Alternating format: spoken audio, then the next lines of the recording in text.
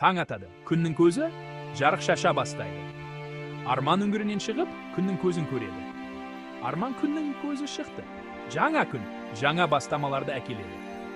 Менің өзіме қауіпсіз үй салатын уақытым келді. Арман қолына балта алып, ағаштарды кесуге кіріседі. Ағаштар құлап, Арман ағаш блоктарын жинайды.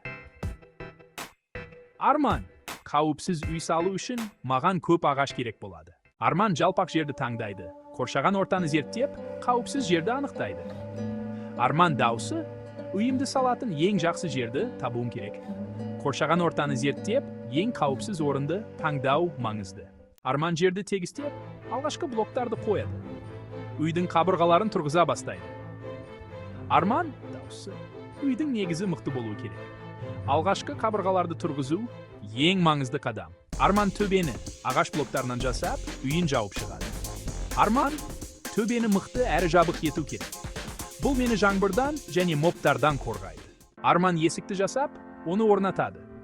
Үйге терезелер қосып, ішін жарық етеді.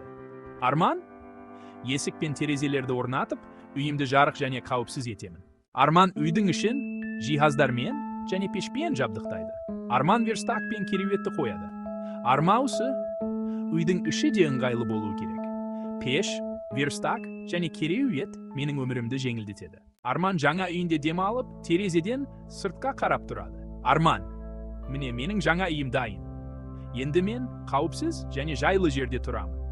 Бұл менің Майнкрафт әлеміндегі жаңа өмірімнің бастамасы.